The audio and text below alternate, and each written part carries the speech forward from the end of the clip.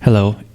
Recently, I was pondering on this question that about time, and I was wondering if time is it finite or is it infinite? Actually, a friend of mine asked me this question. I myself wonder it sometimes, but uh, it was when he asked me about this that when I really uh, arrived at a really interesting idea.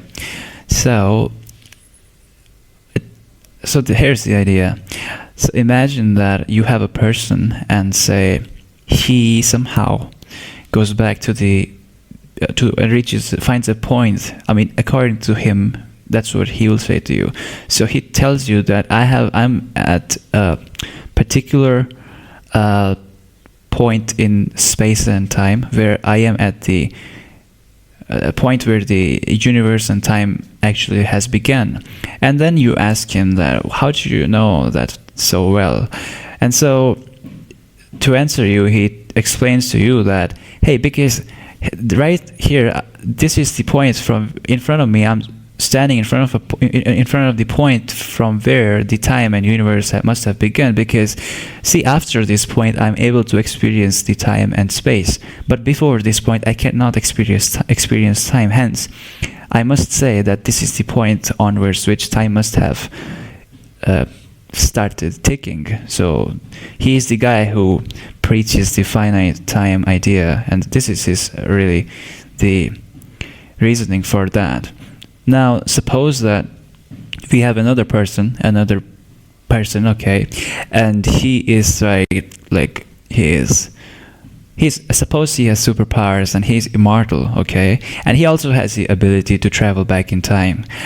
And something that which I want to specify here is that he travels in time in a continuous way, not in it's sort of a teleportation kind of way. So like if he wants, if it is 2024 right now and he wants to go back to 2003, then he won't simply just disappear and appear in the 2003. He will go back in time, like we go forward in future. So like he will go first in 2023, then he'll go in 2022, then one, and like that, okay?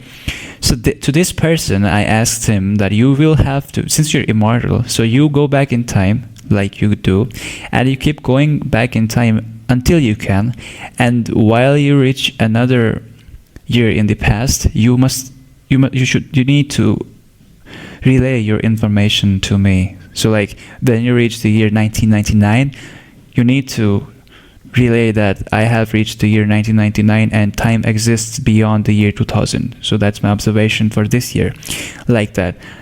And the cool thing is that between this guy and the guy which I talked about earlier, the guy who was preaching the idea of a finite time thing, now both of these two people, you will trust the observations of this second guy more conveniently and easily.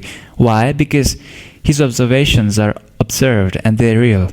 He's saying that I have reached the year 1999 because he is in the year 1999. But the first person who was telling you that, oh, because time must have begun since this point is he won't really be convincing enough for you to understand his observation, because he doesn't know what's beyond this point. So he has not seen it, he has no observation of that. So if you had to trust between these two people, then you will not trust the first person because he doesn't know what he's talking about. That's the thing. You will trust the person who knows what he's saying. Hence, it is more right or correct to believe in an idea of an infinite time universe than it is to believe in an idea of a finite time universe. Thank you.